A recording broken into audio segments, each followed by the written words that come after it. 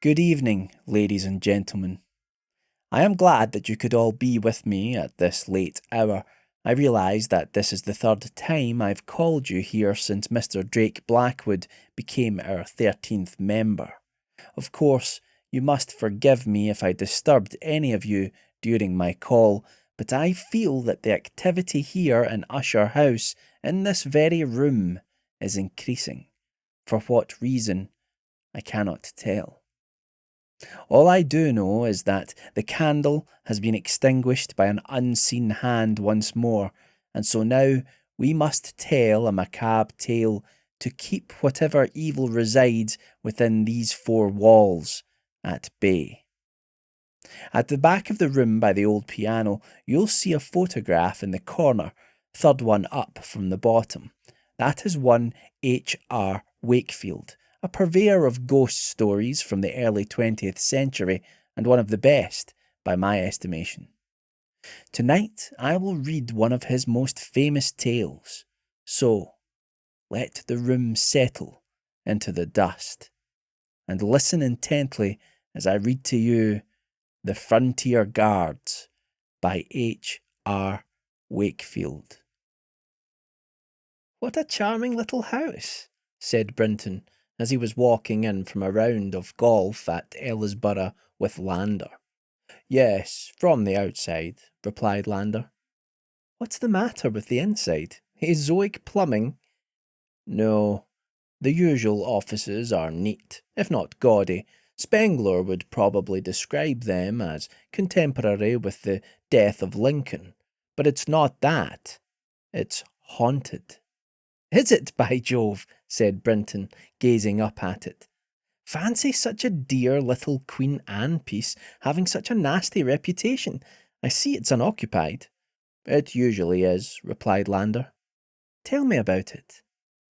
"During dinner I will, but you seem to find something of interest about those windows on the second floor." Brenton gazed up for a moment or two longer, and then started to walk back in silence beside his host. In a few minutes they reached Lander's cottage. It was rather more pretentious than that, an engaging two-storied structure added to and modernised from time to time, formerly known as the Old Vicarage and rechristened Lamers. Black and white and creeper-lined, with a trim little garden of rose trees and mellow turf, two fine limes, and a great yew, impenetrable and secret. This little garden melted into an arable expanse, and there was a lovely view over to some high Chiltern spurs. The whole place just suited Lander, who was, or it might be more accurate to say, wanted to be, a novelist. A commonplace and ill-advised ambition, but he had money of his own and could afford to wait. James Brenton, his guest for a week and a very old friend, occupied himself with a picture gallery in Mayfair, a very small gallery, one rather small room, to be exact, but he had admirable taste and made it pay. 2 hours later they sat down to dinner. "Now then," said Brenton, as Mrs. Dunkley brought in the soup, "tell me about that house." "Well," replied Lander, "I have had, as you know, much more experience of such places than most people, and I consider Pailton the worst or the best specimen I have heard or read of or experienced. For one thing, it is a killer. The majority of haunted houses are harmless. The peculiar energy they have absorbed and radiate forth is not hostile to life. But in others, the radiation is malignant and fatal. Pailton has been rented 5 times in the last 12 years. In each case, the tenancy has been marked by a violent death within its walls. For my part, I have no two opinions concerning the morality of letting it at all. It should be razed to the ground." "How long do its occupants stick out, as a rule?" 6 weeks is the record, and that was made by some person called Pendexter. That was 3 years ago. I knew Pendexter, Peer. and he was a courageous and determined person. His daughter was hurled down the stairs one night and killed, and I shall never forget the mingled fury and grief with which he told me about it. Previous to that, he had detected 18 different examples of psychic action, appearances, and sounds, several definitely malignant. The family had not enjoyed one single day of freedom from abnormal phenomena. How long since it was last occupied? Asked Brenton. It has been empty for a year, and I am inclined to think it will remain so. Anyone who comes down to look at it is given a pretty straight tip by one or other of us to keep away. Does it affect you violently? I have never set foot in it. What? You, of all people? My dear Jim, just for that very reason. When I first discovered I was psychic, I felt flattered and anxious to experience all I could. I soon changed my mind. I found I experienced quite enough without any need for making opportunities. I do to this day. Several times I've had a visitor in the study here after dinner, an uninvited guest. And it has always been so. I have many times heard and seen things which could not be explained in places with perfectly clean bills of psychic health, and one never gets used to it. Terror may pass, but some distress of mind is invariable. Any person gifted or afflicted like myself will tell you the same. It seems to me sometimes as if I actually assist in evoking and materializing these appearances, that I help to establish a connection between them and the place I inhabit, that I am a most unpleasant kind of lightning conductor. Is there any possible explanation for that? Well, I have formed one, but it would take rather a long time to explain, and may be quite fallacious. Anyhow, there has never been any need for me to visit such places as Pailton, and I keep away from them if I can. Would you very much object to going in for a minute or two? Why? Well, I have been bothered all my life about this business of ghosts. I have never seen one. In a sense, I don't believe in them. Yet I am convinced you have known many. It is a maddening dualism of mind. I feel if I could just once come in contact with something of the kind, I should feel a sense of enormous relief. And you'd like me to conduct you over Pailton? Not if it would really upset you. It would be at your own risk, said Landa, smiling. I'll risk it. You mustn't imagine that you can go into a disturbed spot such as this and expect to see about 10 ghosts in as many minutes. Even in the case of such a busy hive as Pailton, there are many quiet periods, and some people simply cannot see ghosts. The odds are very much against your desire being granted, though. If you are psychic, the atmosphere of the place would affect you at once. How? Well, you've often heard of people who know by some obscure but infallible instinct that there's a cat in the room. Just so. However, I'll certainly give you the chance. It won't seriously disturb me. I can get the key in the morning from the woman who looks after it, though I need hardly say she doesn't sleep there. There is no need for a caretaker. It was broken into once, but the burglar was found dead in the dining room, and since then the crooks have given it a wide berth. It really is dangerous, then. Beginning to feel a bit prudent? No, I shall feel safe with you. Very well, then. After coming back from golf, we'll pay it a visit. It will be dark by 5, and we'll make the excursion about 6. The chances of gratifying your curiosity will be better after dark. I'd better tell you something else. I never quite know how these places are going to affect me. Before now, I have gone off into a kind of trance, and decidedly weird, my dear Jim.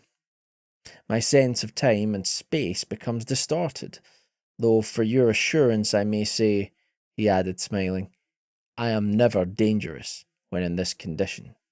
Furthermore, you must be prepared to make acquaintance with a mode of existence in which the ordinary laws of existence which you have always known abdicate themselves. Bierce called his famous book of ghost stories, Can These Things Be? Assuredly, they can. Now I'm sounding pompous and pontifical, but some such warning is necessary. When I touch that front door tomorrow, I may become, in a sense, a stranger to you. Once inside, we shall cross a frontier into a region with its own laws of time and space, and where the seemingly impossible can happen. Do you understand what I mean, and still want to go? Yes, replied Brenton, to all your questions. Very well, then, said Landa. I will now get out the chessmen and discover a complete answer to Retty's opening which you sprang on me last night, so you shall have the white pieces. November 21st was a lazy, drowsy, cloudless day, starting with a sharp ground frost which, thawing unresistingly as the sun climbed, made the tees at Ellisborough like tiny slides. In consequence, neither Brenton nor Landa played very good golf. This upset Brenton not at all, for he was thinking much more of that which was beginning to impress him as a possible ordeal, the crossing of the threshold of Pailton a few hours later. As they finished their second round, a mist, spreading like a gigantic spider's web, was beginning to raise the level of the Buckinghamshire fields. As they walked homewards, it climbed with them, keeping pace with them like a dog, sometimes hurrying them, sometimes dropping back, but always with them. It was exactly 5 o'clock as they reached Lamers. Tea was ready. Do you still want to go, Jim? Asked Landa abruptly. Sure, replied Brenton lightly. Here's the key, said Landa, smiling. The open sesame to the Chamber of Horrors. The electric light is turned off, so all the light we shall have will be produced by my torch. One last word of advice. If you want to get the best chance of a thrill, try to keep your mind quite empty. Don't talk as I personally conduct this tour. Concentrate on not concentrating. I understand what you mean, said Brenton. Well then, let's get a move on, said Landa. An idea suddenly occurred to Brenton. How will you be able to show me over it if you've never been inside it? You needn't worry about that, replied Landa. The fog was thick by now, and they wavered slightly as they groped their way down the lane, compressed by high hedges which led to Pailton. When they reached it, Brenton's eyes turned up to observe the windows on the second floor, and then Landa stepped forward and placed the key in the lock.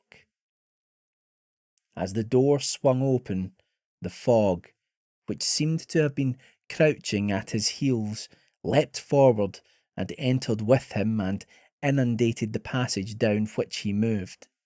The moment he was inside, something advanced to meet him. He opened a door on the left of the passage and flashed his torch round it. The fog was in there too. Jim, he could feel, was at his elbow. This is where they found the burglar. It's the dining room. His voice was not quite under control. Quite a pleasant room. Smells a bit frosty. The lithe beam wandered from chair to desk, settling for a moment here and there.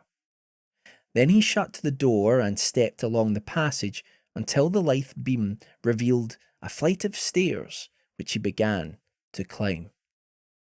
He still heard Brenton's steps coming up behind him. Up on the first floor, he opened another door. "This is the drawing room," he said. "The proctor's cook was found dead here in 1921. Round swung the tiny beam, fastening on chairs, tables, desks, curtains. He shut the door and began to climb another flight of stairs. He could hear Jim's feet pattering up behind him. On the second floor he opened still another door. "This, my dear Jim, is the nasty one. It was from here Amy Pendexter fell and broke her neck." His voice had risen slightly, and he was speaking quickly. Once again he flashed his torch over chairs, tables, curtains, and ahead. "Well, Jim, do you get any reaction? Do you? You can speak now." As there was no answer, he turned and swung the beam of his torch onto the person just behind him, but it wasn't Brenton who was standing at his elbow. Outside in the fog, Brenton stood impatiently waiting on Landa to unlock the front door to Pailton. "What's the matter, Landa?" asked Brenton. "Can't you find the keyhole?" The figure in front of him remained motionless. "Can't you find the keyhole?" asked Brenton more urgently. As the figure still remained motionless, Jim Brenton lit a match and peered forward. And then he reeled back. "Who in God's name are you?" he cried. "You may now turn on the light." A creeping tale of unease there from H.R. Wakefield. Let us hope that its telling will keep the abhorrent evils of Usher House at bay for a time. We shall now light the candle once more, but should it be extinguished again by an unseen hand, we shall return here to tell another tale. For if we do not, who knows what evils we will unleash upon the world. Let us now retire to a more pleasant place where we can eat and drink and be... I'm sorry, I thought for a moment that I saw a shadow move in the corner of the room, shaped like a man and watching us intently. Let us leave this place before whatever resides here makes itself known. Open the doors and let us leave quietly.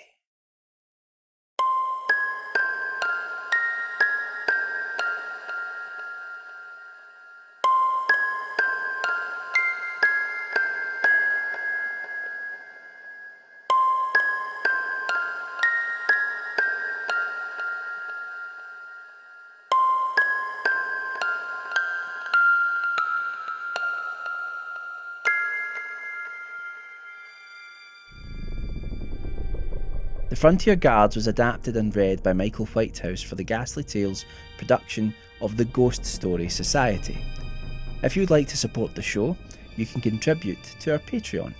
Patreon subscribers receive high-fidelity versions of the show, early access to original stories by myself, Michael Whitehouse, free ebooks, and other goodies. All money raised is used to produce more episodes of the Ghastly Tales horror show. You can also support us by subscribing to our YouTube channel and reviewing the show on your podcast app of choice. Thanks to everyone who has supported us so far.